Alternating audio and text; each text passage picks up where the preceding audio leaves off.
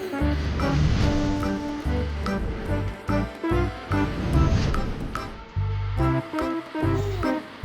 guys, and welcome to another huge episode of Triggered. Hope you're having a great start to the week. Today we're sitting down with Gene Hamilton, the president of America First Legal. He was formerly Stephen Miller's partner before Stephen went back into the White House. He actually went back into the White House but came back out understanding that someone actually has to fight some of these battles from the outside. He's one of the most important legal organizations and figures in the country right now. And the work these guys are doing in the courts is absolutely critical to everything we're fighting for, from the border to election integrity to dismantling DEI to going after the cartels, going after Hollywood.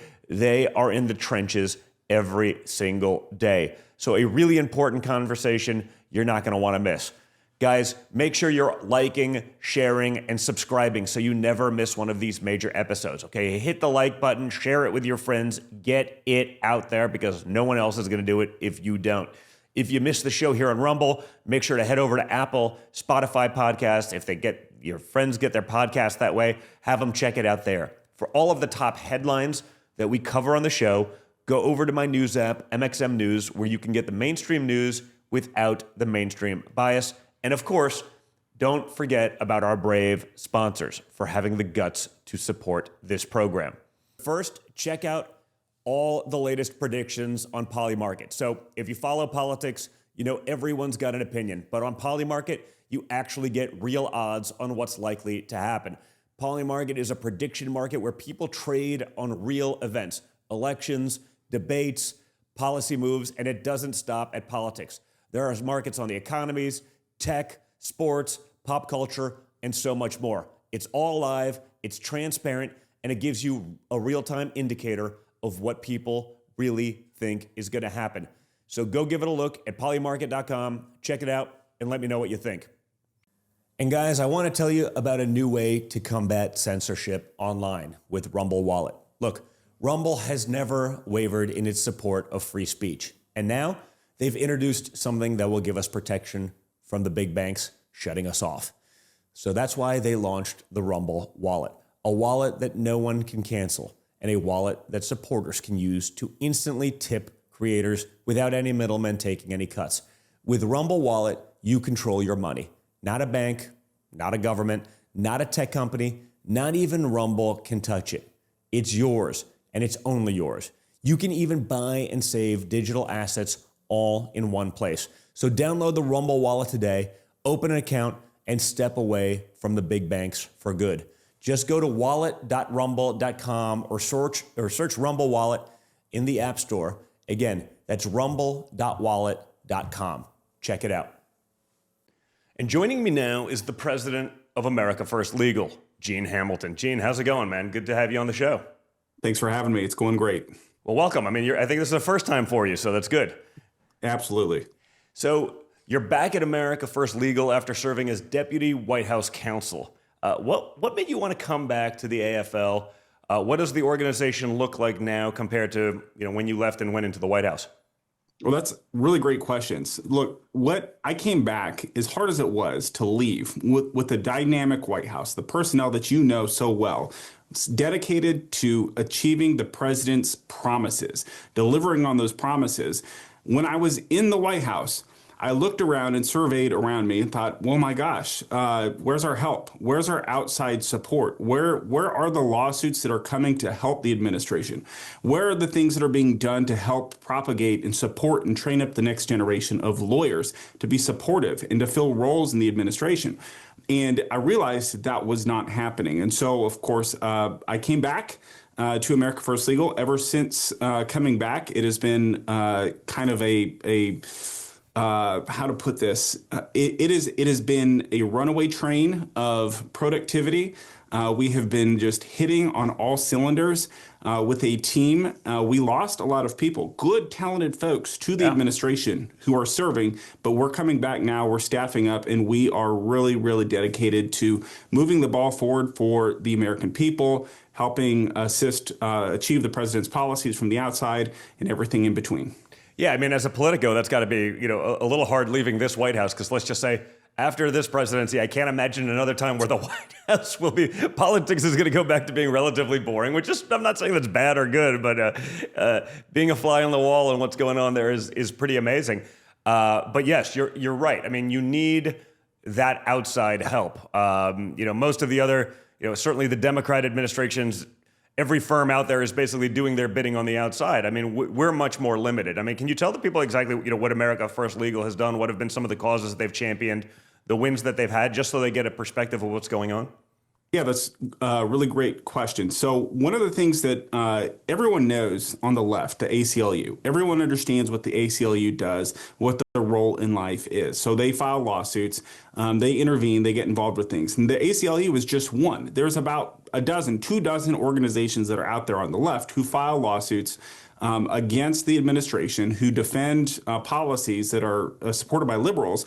And for the longest time, the right really didn't have a lot of a kind of call it like a jack of all trades type of an outfit on the right. There were some good niche firms that were set up to help with issues, say religious liberty, some other, firearms support, some other things. Is good, but really not somebody who does just kind of everything. And so what we've done since Stephen and I founded this organization 5 years ago is we have focused on bringing affirmative litigation against bad actors, whether that's in the public sector or the private sector, conducting oversight as well of everything that the government has been up to the extent that we can. And then now, of course, it also includes helping to set, let's just say, policies and agendas in motion to help support what is needed to be done from the inside of the White House perspective. And so if you look over our history, we've had some really fun and big wins. I mean, one of the ones that just comes to mind to me is on censorship. Mm-hmm. So I remember this is a few months into our existence, watching Jen Psaki at the White House podium say, oh, of course we partner with social media companies to combat misinformation and disinformation. Well, you got to be kidding me. Why would anyone ever admit to that? That's the dumbest thing I've ever heard. So we filed a bunch of open records requests. It took some time to get those from the different government agencies. But when we got those records, we were able to show definitively that there was, in fact, this collaboration. That helped support some of the ongoing litigation that was going on at the time from the state of Missouri. Yeah. And since then, we've taken a lot of actions against some of those supporting networks. That was Eric Schmidt as AG in Missouri, and what was then AG Landry, who's now Governor Landry, and Schmidt's obviously now Senator Schmidt from Missouri. But that was the big one against Facebook, basically being used and weaponized as a part of the U.S. government propaganda machine. Yeah. I mean, that was a big one, and that was just one thing. So one of the things that I think we're probably most known for the folks who track us, is our fight against discrimination, our fight for equality, hiring and firing decisions based on merit. So we've stopped a number of government programs that provided government benefits based on race or denied white people the ability to compete. We've done the same against corporations all across America. We're fighting for parental and student rights across America. So everyone's been tracking this recent court decision that just came out related to schools secretly transitioning children behind their parents' backs. We've been very active in that space, got a number of lawsuits and things that are kind of out there across the country, whether it's in California, whether it's in Virginia, and everywhere in between. We've been very, very active. In fact, we have a toolkit now that has a template letter that any parent across America, where you have a school district, or a teacher or somebody who says, look, we're going to try to transition your kid and we're not going to tell you about it. We've got a form letter that people can use. Just plop in the information and then send it to their school. That asserts their legal rights. And if the school doesn't respect them, we will represent those parents and we will sue the school district. So, by the way, obviously, I guess you can go to America First Legal and probably get the template, but tell everyone exactly how to get that, because I imagine this is something people want to do proactively, even if there's a hint. Get after it, because that was a big ruling last week at the Supreme Court. A big win that was basically going unchecked in California and was obviously going to be used to spread elsewhere. Yeah, absolutely. Look, if people go to our website, aflegal.org, there is a parent and student action center where we have a whole host of templates. This is just one of them, of things that parents and students can do to assert their rights, to vindicate their rights. Look, we're one organization. I can't represent every single person, but what I can do is equip people with the tools that they need to fight back on their own. We will help wherever we can and whenever we can as well. But if they go to that parent and student action center, there's a lot of resources that are available there. Yeah, and honestly, even if you're not worried about it happening to your kid because they're normal and not doing those things, I mean, I imagine just being proactive and getting this kind of stuff sent out there puts the schools, A, it puts them on notice, and B, the squeaky wheel gets the oil, so to speak. Maybe they're not going to try to push this stuff if they realize, hey, there's already sort of overwhelming thing against this. That's job security if you go against the vast majority of parents. If you think what has happened for so long because social media was, the trans are, they're beyond reproach. They can do no wrong. Like it's actually a privilege to be trans. Like you want, Right. hey, your kid could be an idiot, but they're going to Harvard if they're, just check the trans box. I think we could head some of this off at the pass. Yeah. Yeah, no, I mean, it really seems that way. And look, this is something that conservatives, I think, have generally failed to do as a movement, is to empower and equip everyday average Americans to do things on their own, to take action, because that very nature, what you just described, of creating a sense, the legitimate sense that the American people are opposed to something, helps stop people, some of these woke school bureaucrats, from trying to impose their ideology on everybody. Yeah, well, I mean, the left has done the opposite and very effectively, which is flood the zone, make it seem like this is basically everyone's trans. It's like, oh, well, then we got to go along with this. I mean, it was never a thing. I speak all the time about, I was one of the early guys coming against, the trans women in, the men in women's sports, essentially. Yeah. And even then, it was like 2017. And on Twitter, I'd put this stuff up like, this is insane. And this was Twitter 1.0. Let's call it 90% leftist. And they're like, man, I hate Don Jr. with a passion. But he's right. This is insane. Like, it was never a thing. Even the left, it was never a thing until like there was never pushback. And they're like, it must be a thing. Let's just, we'll make it the thing. And it became a thing. We don't do that well. They will do that. They'll get out there. They'll pretend like it's real. They'll make it real. They have the voice box of the media. We sit there and be like, this is insane. Of course, that's not going to ever happen. But it does. Time and time again. It does. And that's why conservatives have to step up. And so for example, we are actively defending Next Golf right now in litigation that was brought against Next Golf, a women's golf tournament from a biological man. Now, this is the kind of thing that for the longest time, conservatives would just, or business owners or corporate owners or other folks would just cave. They would say, oh, well, I've got this demand. I'm just going to let this guy play in the women's sports, which, 20 years ago would have seemed outrageous. It would have been a Saturday Night Live skit 20 years ago. Yeah. No, I mean, it would have been a wonderful Saturday Night Live skit. We would have all laughed and we would have ridiculed it and said, that's ridiculous. That's never going to happen. But here we are today. And that's a result of people not fighting and not pushing back.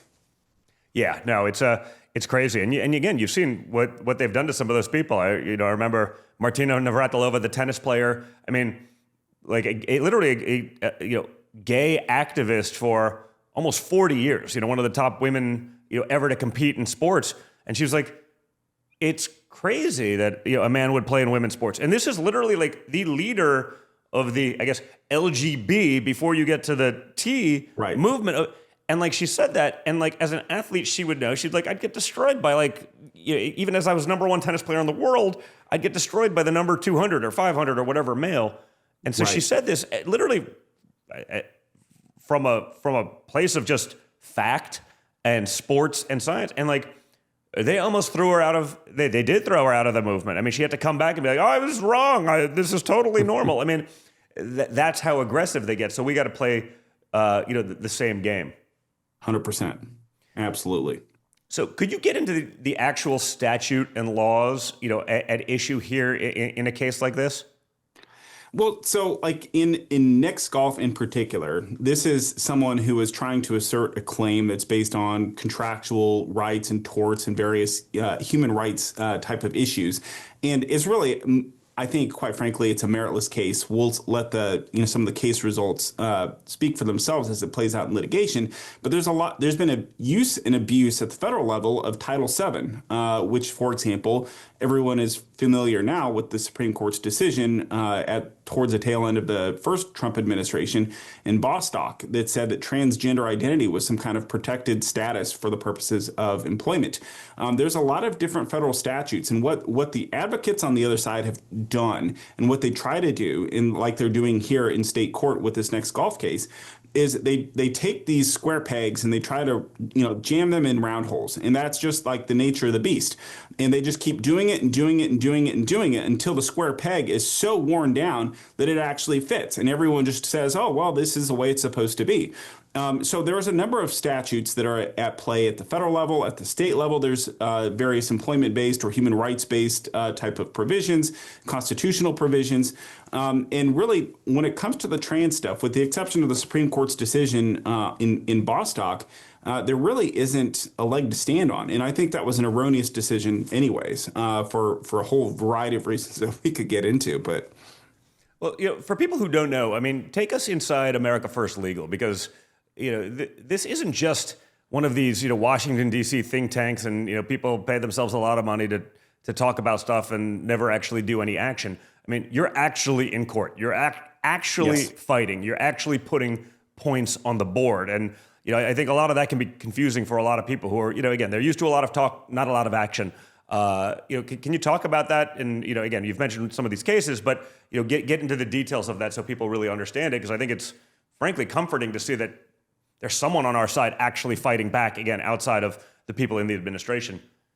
yeah, look, I mean, what we do, I am a person who, for most of my professional career, has witnessed a Washington that likes to talk, that likes to write white papers, that likes to sit around and pat itself on the back. And sure, there can be a time and a place for writing a white paper, a position paper, whatever. That's fine.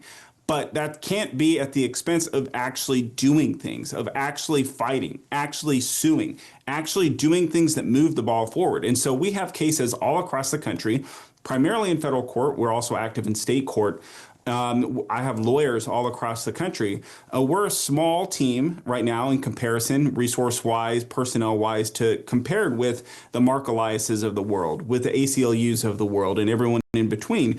But we are committed to fighting and actually doing things, holding people accountable, vindicating our clients' rights in court, holding bad actors accountable in the public eye, in the public mindset. You have to win in the court of law, in the court of public opinion. Yeah. So when Stephen and I started this organization, it was just the two of us. The two of us and nobody else. And Stephen Miller's an animal, so that's probably, that's not bad. I mean, it's a solid team anyway, but yes. Yeah, no, I mean, it's been great, and we have been fighting on so many fronts, and especially during the Biden administration. I mean, we've partnered with a lot of states across the country, state attorneys general. We sued on behalf of the state of Texas regarding a number of the Biden administration's immigration policies, and in fact, right before the president's election in 2024. We secured a massive victory. We stopped one of the largest amnesties that would have ever been done by Joe Biden by stopping one of his policies on behalf of the state of Texas. So, it's really one of these issues where we are America first. We are here to support America first policies. We are here to fight for the average American who looks at the world around them and says, what in the hell is going on? What happened to just common sense? What happened to our Constitution? What happened to the way that I understood the world to be as I was growing up? And they look around and they see men playing in women's sports. They see all kinds of other things, people being discriminated against. And we are here to fight for them. And so that's what we do. That's who we are. We will always do what's right for our clients. We will always engage. We would rather be fighting than talking. I love that. I mean, Gene, you mentioned Title VII, but what about Title VI and disparate impact theory? I think the DOJ recently took action on that. What does that mean for those watching, and what's the effect?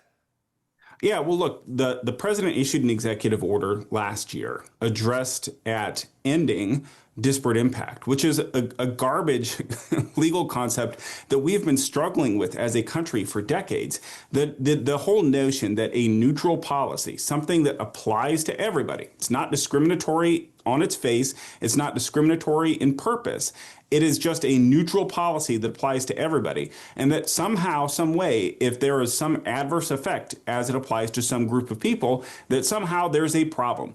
And so Title VI, I mean, there are a lot of different areas in federal law, a lot of different areas in state law where disparate impact has kind of seeped in and has created these conundrums. So if you're a business owner, and you have a neutrally applicable policy that is set in your employee handbook, for example, if it has an adverse effect on one group of people or another group of people, then they bring you into court. They haul you into court and they say this policy is hurting me. It's discriminating against me. It's garbage. It's garbage. It's neutral. That is what led us away from hiring, firing, doing all kinds of things based on merit, which is ultimately the metric for success for anybody who wants to run an organization, any business, anything in life. It should be, at least if they want to run with merit. Success.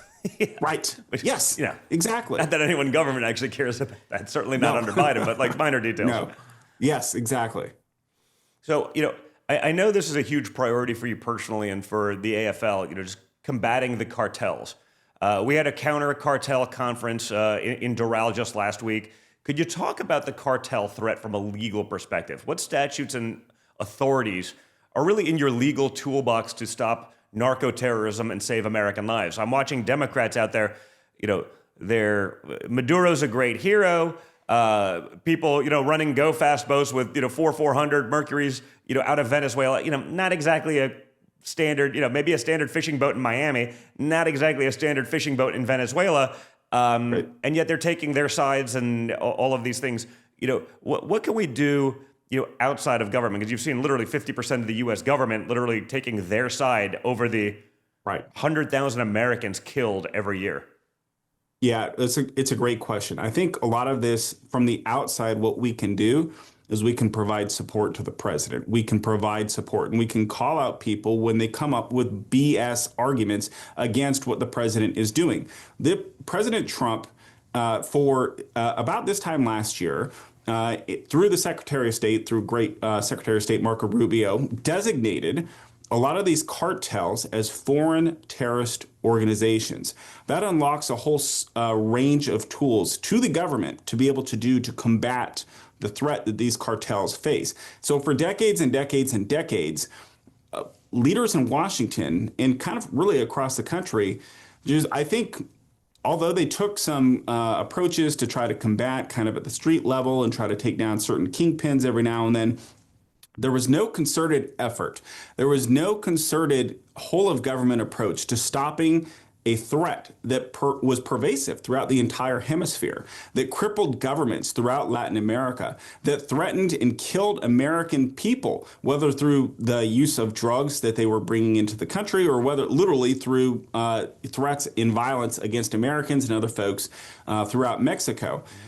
So we can all call out the BS of the media collectively. Whenever someone says something about, this boat strike of these cartel members who are smuggling cocaine through the Gulf of America, somehow, we violated international law.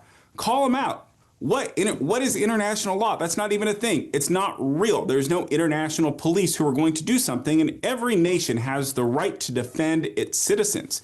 And these are hostile actors, these cartels. They are violent. They are paramilitary organizations that cause untold death and destruction across communities all across the United States.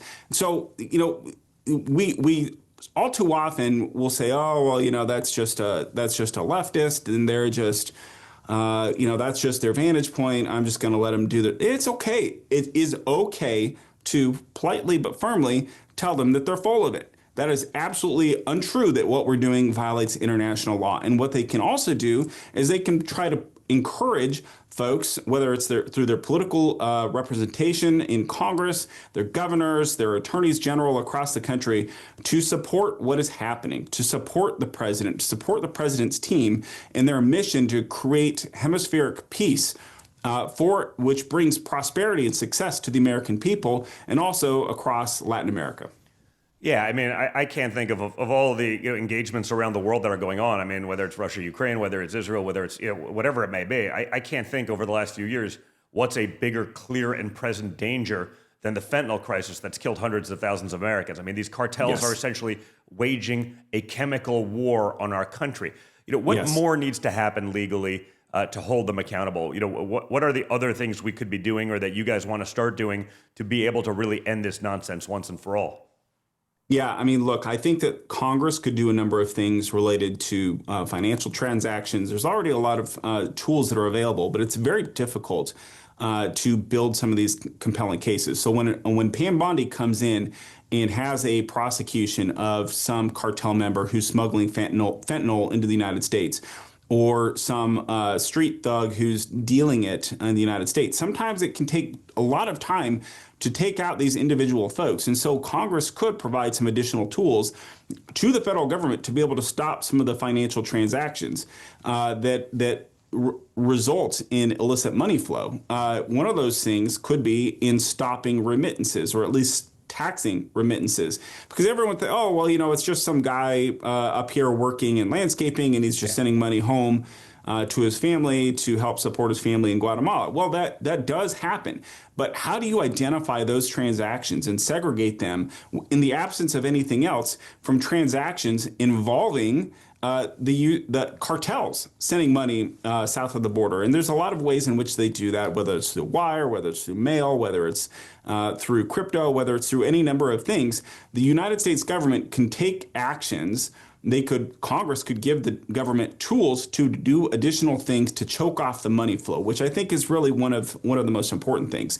I think that one of the most important thing for this, the most important strike against the cartel chokehold on the United States in recent memory, and I think, quite frankly, ever, will be Donald Trump's securing of our southern border. Yeah. Everybody understands, I hope, at this point in time, that nobody comes through Mexico up to the southern border without paying off a cartel. And so when Donald Trump secured the southern border, which no one else said could be done, everyone said, oh, it was impossible. We needed legislation to do this, that, and the other. Think of the numbers that were flowing through during the Biden administration, the hundreds of thousands of people every month.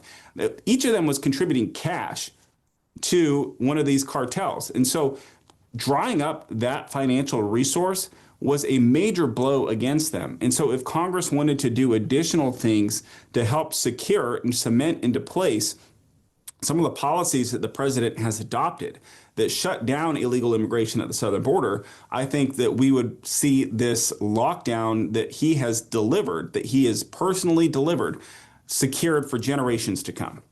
Yeah, you brought up the stuff about remittances. I get it. Someone's working and they send $50 a month back home, and I get it. When the cartels do it, how does that work? Because I mean, you're talking about billions of dollars. I mean, the human trafficking component of the cartels almost became their bigger moneymaker.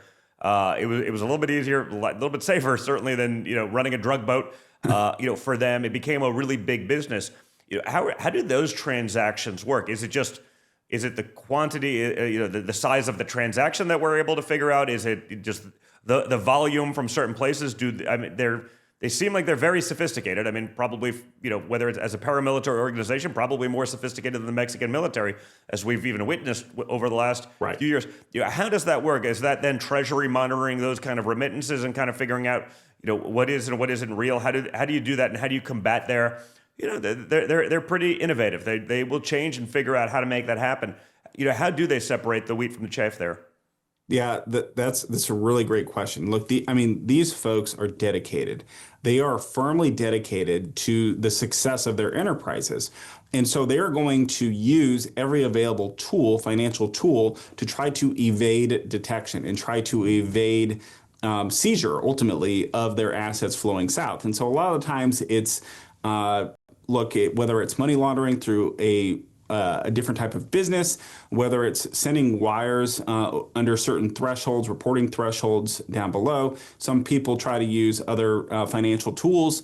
The Department of the Treasury, in combination with the Department of Homeland Security and the Department of Justice, as well as the intelligence community, have a number of tools that are available to them to try to monitor, to try to stop transactions based on intelligence, based on, in some ways, just hard law enforcement work, traditional law enforcement intelligence, actual signals intelligence, and other things that are available to the United States government writ large.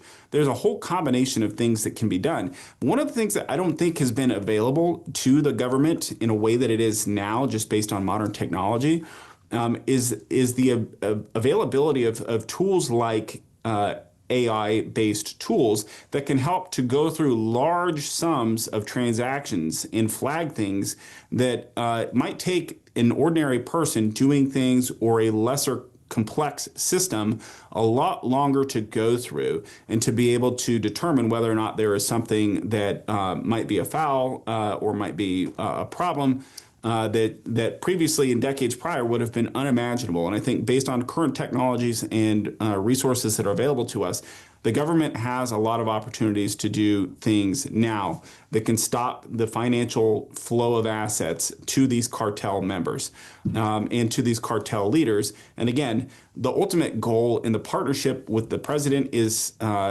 delivering with all of these other countries across Latin America will produce hemispheric peace and the restoration of the Monroe Doctrine or the Monroe Doctrine that will create lasting prosperity for the American people for decades to come, and get China and all the other bad actors out of the hemisphere.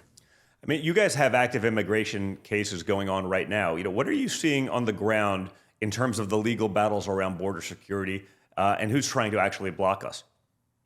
Yeah, look, it's all the same players. I served in the first Trump administration for all 4 years, day one to the end day, overseeing the litigation portfolio related to immigration. And so it's all the usual suspects, the ACLU and any number of other organizations and open borders advocates who find illegal aliens anywhere in the country, and they bring cases on their behalf, and they try to stop and enjoin the president from doing things. And because there's any number of radical district court judges who are willing to disregard the text of the law and just do what they think feels right, we're always on defense. We're always on our heels.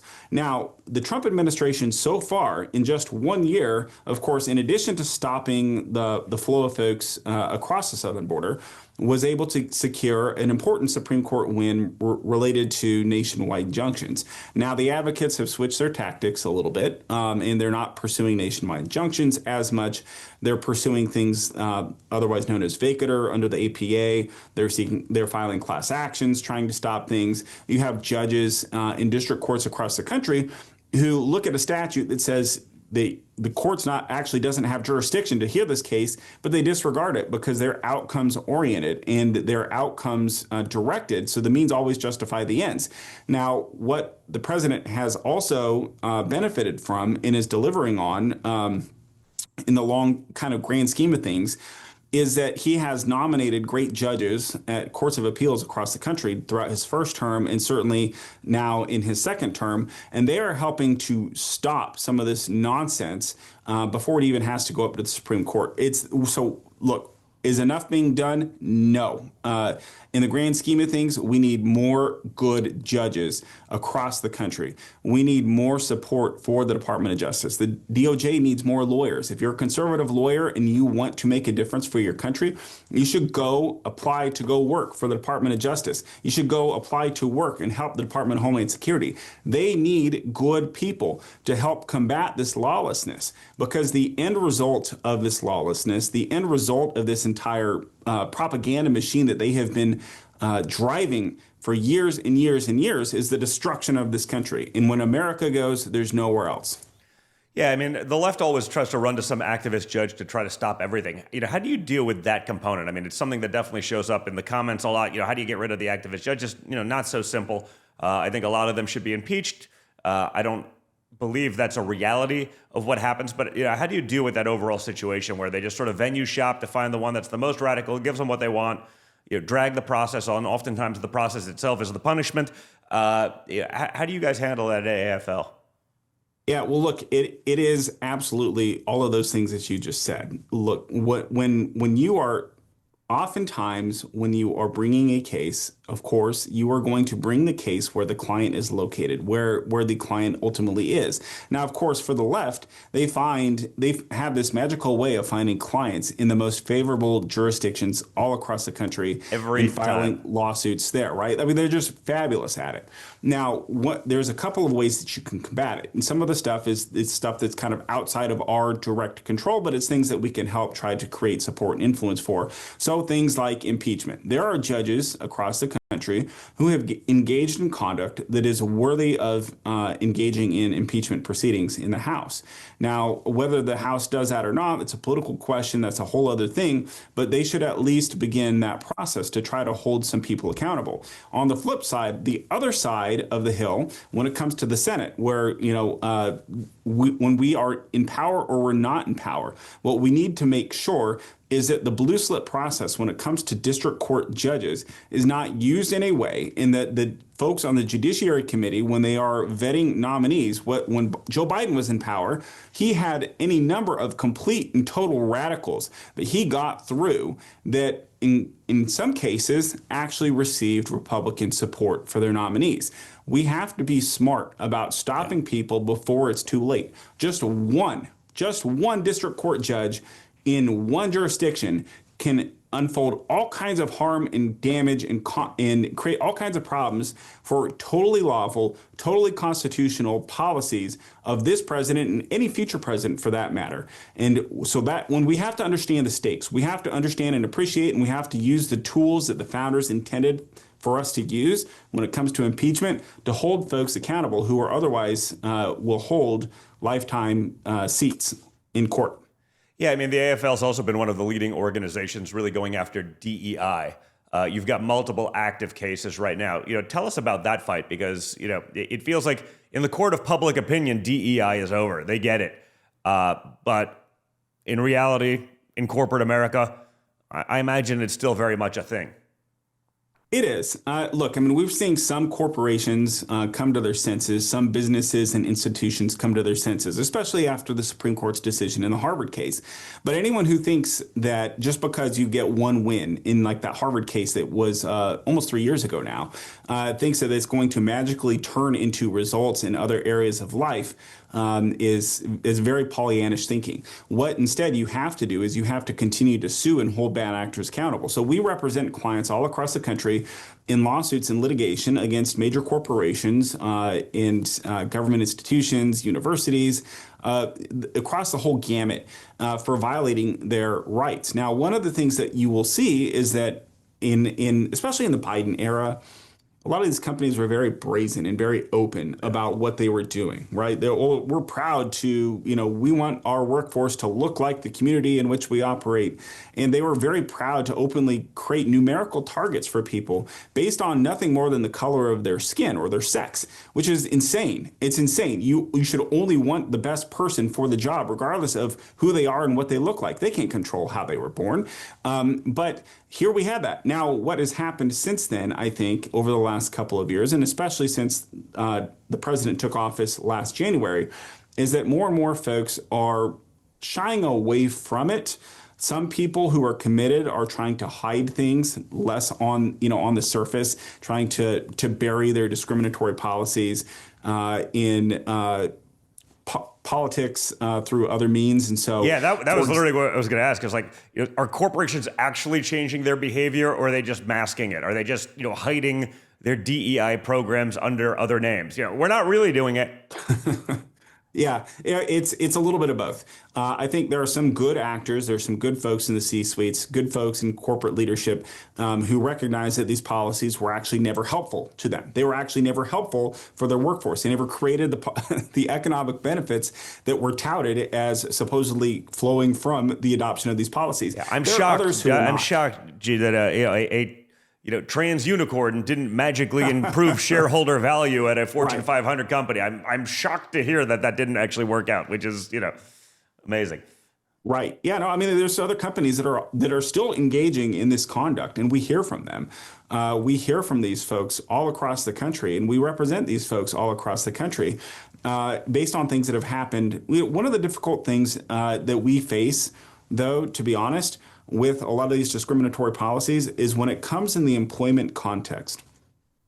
There's a short window of time to be able to file something after the discriminatory act occurs, and you have to start the process with the EEOC typically, and file your administrative complaint. And a lot of the times what we end up hearing from folks is that conduct that was engaged in years ago, 5, 10 years ago, discriminatory acts, there's no relief in court for some of those folks. And so it's very important that if somebody is discriminated against on the basis of their skin color or the basis of their sex or any other available reason under law, that they go and they work to vindicate their rights. We hear from people all the time who say, well, I don't want to do that. I don't really want to put a target on my back, because then the whole industry is going to, they're going to put a big, scarlet letter on my chest, and I'm never going to work in the industry again. And I very much sympathize with the human beings who are having to go through this type of a situation. The problem is that so many of them don't realize that the industry is never going to hire them again. They are never going to use them again because they're just that woke and they're that out there.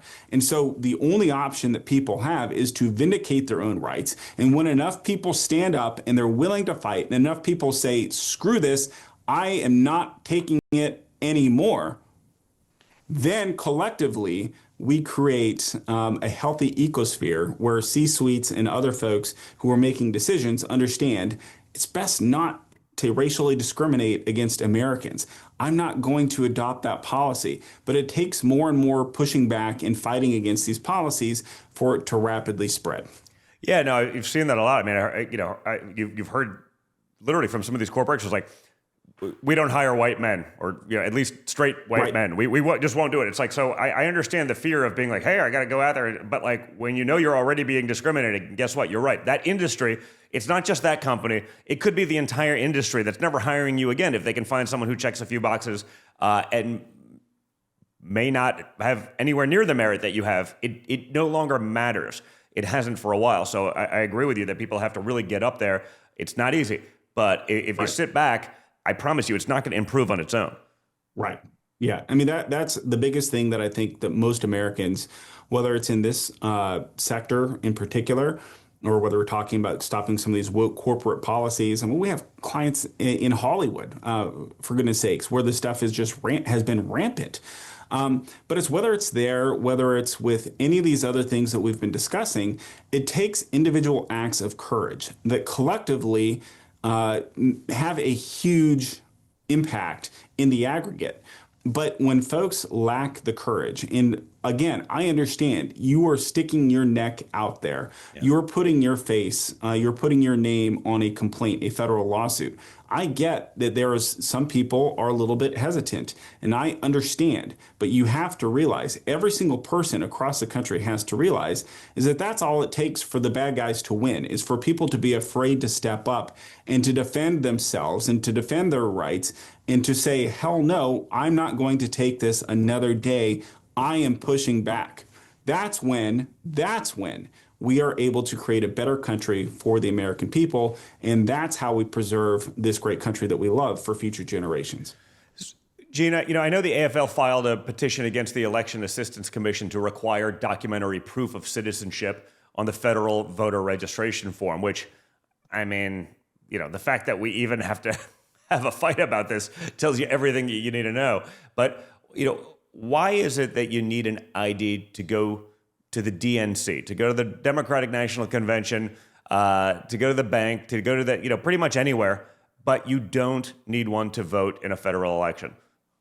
Yeah, I mean, it's one of the most insane things anyone could ever imagine. The the federal government, the United States federal government, would issue a federal form that allows people to vote by mail or to register to vote by mail and not require actual proof of citizenship. I mean, it's one of the most basic things that any other country, any other functioning country across the world typically requires. And so it's just this common sense thing. If you have to use your ID to go purchase alcohol, to go purchase a lotto ticket, to go get into a convention, to go do anything, to go transact business at your bank, all aspects of life, everyone has ID. And so the whole notion, and of course the counter argument from the left, has traditionally been, oh, there's certain groups of Americans who lack access to ID. They don't know how to obtain IDs.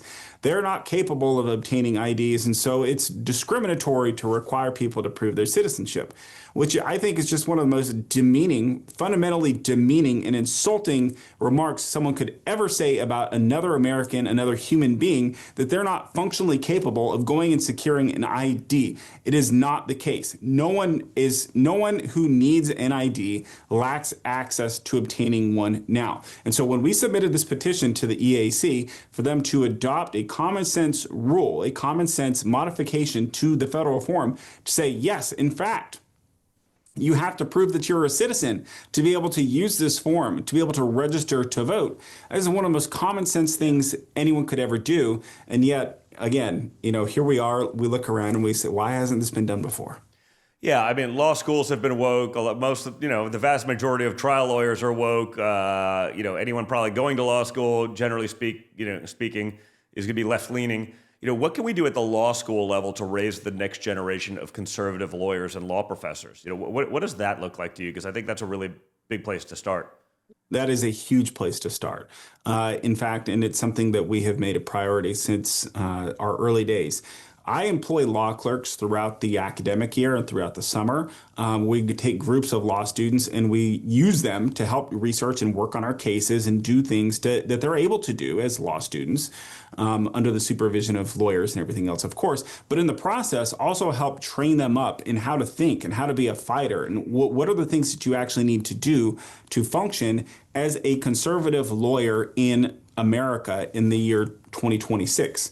And so we run a program there. We use a number of law students. We bring them on all the time. We also have a program called what we call the Next Gen program, which is more oriented towards younger lawyers, a few law students, historically speaking, but we are trying to train up and cultivate the next generation of fighters, the next generation of people who understand how they need to function as a lawyer in society. That used to be the case in law school. They would teach you, they would say, your role as a lawyer is to be a zealous advocate for your client and to do X, Y, and Z and blah, blah, blah, blah, blah. And they at least extolled those virtues as a profession. More and more and more, of course, that has not been the case because of the dominance of the left in the law schools, amongst the professors, amongst the activities, the student groups, the administrations. And so we have now, as a result, a lot of law students, a lot of people who have come through legal training and no longer understand how to fight or how to zealously advocate. So when they come to us, we are there and we are ready to train them on how to do those things. And so as we grow, as we expand, right now I'm running a program that is training up young lawyers with a specific focus on how they can thrive and succeed in the executive branch, how they can move the ball forward. If they want to go get a career working as a lawyer in the Department of Commerce, the Department of Defense, or the Department of War, I should say, the Department of Justice, DHS, wherever, how do you move the ball forward? How do you use your skills, experience, and knowledge, understanding the laws that you're subject to and understanding that your ultimate client is the President of the United States, and your job as a political appointee is to deliver success for him, deliver success for his mandate. How do you do those things? And so we're training up a whole cadre of young lawyers who I think will be future leaders in the movement, future leaders in America, and it'll be a ripple effect from there. So, that covers the legal side. What do you need from everyday Americans to keep the fight going? And, perhaps looking ahead, what are the biggest cases and fights coming up for America First Legal in 2026? What should people be watching for? Yeah, so there's a whole host of things that we can do and that we're not currently able to do just because of bandwidth. And so what we need more of right now is lawyers. And so I need good lawyers. I need also the support of people who are able to donate. We do not charge our clients. We do not charge fees to our clients. We provide all of our representation pro bono to our clients. And so people can go to our website, they can donate if they're able to, if they feel compelled to do so, they can and should support us right there. We will use those resources to hire more lawyers, and we will use those resources to hire lawyers to fight on the kinds of cases that we've been talking about so far over today's session. And so, we haven't even scratched the surface of some of the other cases. We have a lawsuit against Target Corporation that still continues. It's ongoing based on their woke campaign that they engaged in a few years ago when they used these tuck swimsuits for kids and they advertised it and they through shareholder value in the trash, basically diminished the value of their shares significantly. We have a case that's still pending there. We have cases pending against school districts across the country. We have a case right now against the entire University of California system for their continued use of racial discrimination in admissions. We're fighting there. We're fighting in other colleges and universities. We have cases against major corporations. We have cases against Hollywood. For example, one of our clients, Jeff Vaughn, was an anchor on the evening news for folks in Los Angeles. People know him. He was the household name, the guy you went home, you ate dinner, you heard the news from. He was fired from his job, allegedly, as we allege in our case, because of who he was, a white man. There are a whole host of cases that are ongoing across the country on any number of these issues that we are litigating against bad actors right now, and that we are confident in our ability to produce results and achieve success for our clients and ultimately for the American people and for our country. Well, Gene, that's amazing. Keep it up. Guys, really important to support these kinds of things. Make sure you go check out America First Legal. Go to aflegal.org to support their work. Gene Hamilton, thank you for all you're doing. Keep up the good work. It really matters. And hopefully everyone's going to jump on and help you win that fight because it matters. Well, thanks for having me on, and thanks for all the kind words. Keep it up, sir. Thanks a lot. Guys, thank you so much for tuning in. Again, make sure you're liking, sharing, subscribing. Just hit the like button. It's that easy. Send this, share it with a couple of your friends right now. Subscribe so you don't miss an episode. Download the Rumble app on your smart TV so you can watch with the whole family. Turn on your notifications so you never miss a major episode. Remember, we're also on Apple and Spotify podcasts after we do the show here. So if you have friends that get their podcast that way, make sure they're aware. It's not going to happen if you don't partake. Check out our great sponsors down below and in the video description. Okay, it takes guts to support a show like this. Support those who share your values. And in the meantime, guys, stay strong, stay informed, stay engaged, and always stay a little bit triggered. Thanks, guys. I'll talk to you all again very soon.